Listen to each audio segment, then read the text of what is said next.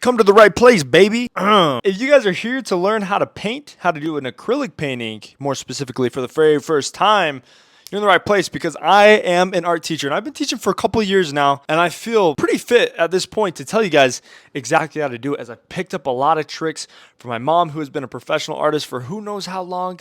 I got a brother who's a very famous professional artist, and my sister who is also such a miraculous and wonderful artist as well. I just come from an awesome family who just loves and passionately follows art to the very best of their ability, and that's exactly why I'm here. Couldn't have done it without them, and I have a lot to share with you guys. But more in particular, I'm going to make it simple for you guys. I'm going to have another video for any other specifics you guys want to hear, but today let's just start with step number one, which is sketch your piece. Obviously, I see a lot of people who paint and they'll like jump in. All right, there's two ways to do this actually. But I see a lot of people who paint and start their acrylic paintings by just throwing paint down, and they're just like, I don't know what's going to happen, but we're going to see where the wind takes me. I think this is generally, I don't know, maybe you guys want to try it out, and if you do, more power to you. I think it's awesome for you to experiment no matter what. But in my case, I don't think that's generally the best guideline. I think it leads to pretty sloppy art, if I'm being completely honest, and it leads to very two-dimensional and flat art. Get a good guideline, a map of what you really want, and I think you're bound to be successful for the rest of your process. The next big thing is to prep. Now, actually, this is the part that I'm going to kind of adapt on. You can either start your painting by prepping a black or, usually black you'd want to do. Or if you have sketch, you can do what you would call a wash, which is a pretty watered down form of the color you want for your base coat. So in this one, I've done kind of a bluish tone with the brand called Golden, which is the one that I recommend if you don't have Golden. There's also Utrecht. There's Winsor Newton. Winsor Newton's not my favorite. And if you're here on a budget, Meeden, Meeden, is also decent. It's not the best, but it's decent, right? Same thing with Winsor Newton. But I think Golden and Utrecht are going to be your best bets 100% by far. Although they are a little expensive, but there's also some other alternatives. But prep your canvas. I picked that blue. You could also do a yellow. You could do a brown. I'm working on a commission right now that I'm prepping kind of a yellowish orange color, but you can obviously pick your poison. I mostly try to focus on whether my painting is cool tones or warm tones. Your warm tones are going to be, this is pretty warm. My whole vibe here is semi-warm, right? If you're looking for more cool tones, it's going to be a lot more like blues and things like that. And even there's some warm blues, there's cool blues. So if you don't understand those things, you're going to want to look that up and check that out. But that's usually what I base it off of. And I usually want something that will contrast pretty good.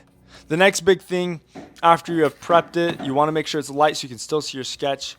Now you want to start with the highlights. A lot of people skip this step. They think it's not essential. A lot of people don't even really know about this. But as a professional art teacher, I'm just going to say, throw your whites down. Get your highlights now before it's too late. And the reason I say that is because it's going to allow for more rich and healthy glow, if that makes sense. So before I started this painting here, and actually the one that you're looking at, I established where I saw those lights, where I saw the highlights on the picture. So I saw it maybe on the nose or on the cheekbone right here. You'll see later I'll really develop that. Or on the forehead, that was like the whitest point to me. So I really focused in on those whites. And then, of course, next you're going to start throwing your colors down, right? And so with these things, you're going to start looking at where you've placed your highlights. You're going to base your lighter tones off of that and your darker tones off of the areas that you did not heavily put your highlights on. Super simple from here on out. There are some methods of going about painting. I usually just start with the lightest points.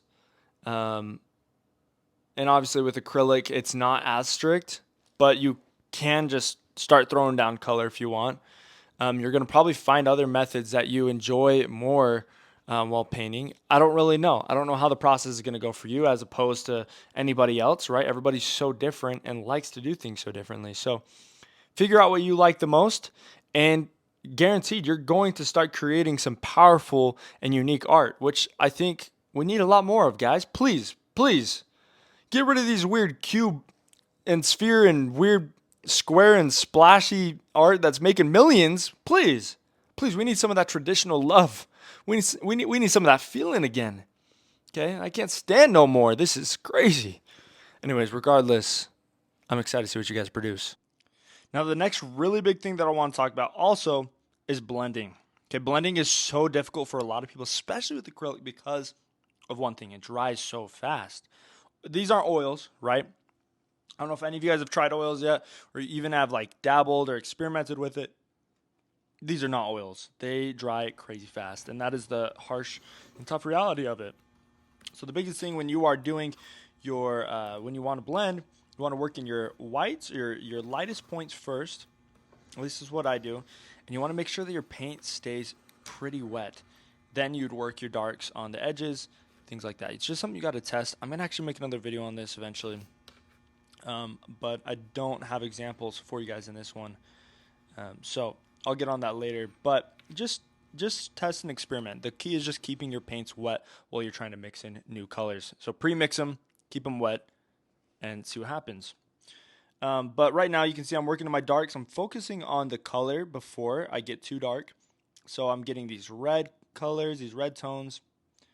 It's almost hard teaching you guys how to paint with acrylics first, because you guys really need to understand color.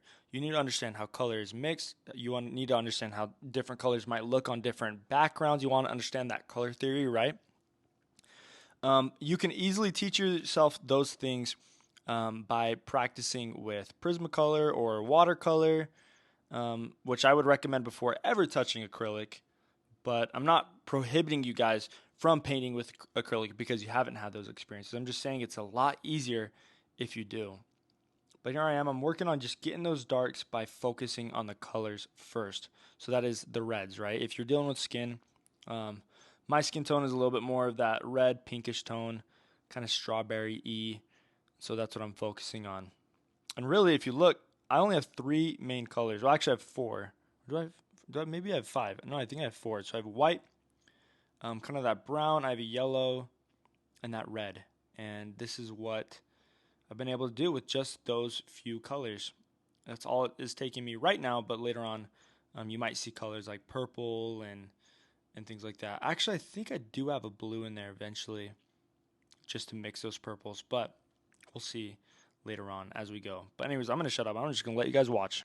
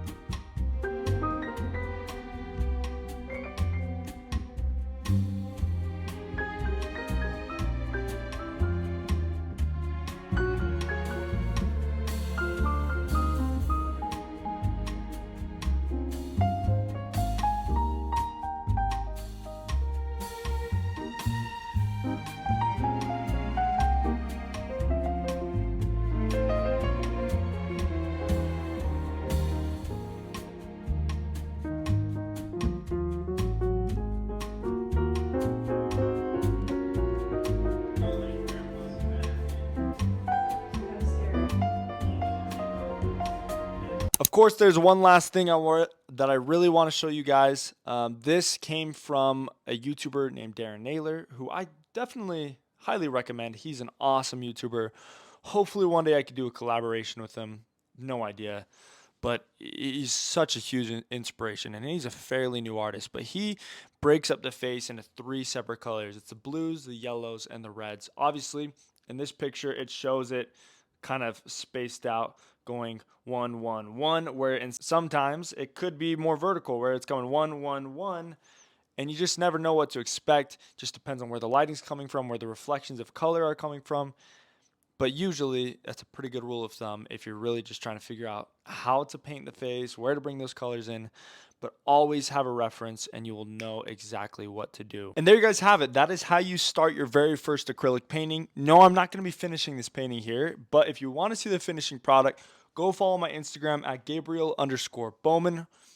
I am Gabe the Painter. I'm an artist. I love to paint. I love to teach you guys exactly the secrets of art, which I have a few of. And I'm still in pursuit of learning more. Keep in tune, guys. I've got so many other videos coming out, so many much cooler videos. This one is just the bottom of the barrel, but I have a lot coming out. You guys can watch my vlogs. That's coming out here soon. It's going to show you guys my whole entire process of painting, exactly what it's like to be an artist and to be an artist content creator. That's the biggest thing. And it's so much fun. We have a lot of fun in those videos. Thank you guys so much. You guys really cannot know how much joy it brings me just to see the comments you guys leave, to see you guys like and subscribe. All those different things really do so much for me, and it's helping me build my future up as an artist, which is my dream. And I thank you guys for watching, and I will see you in the next video.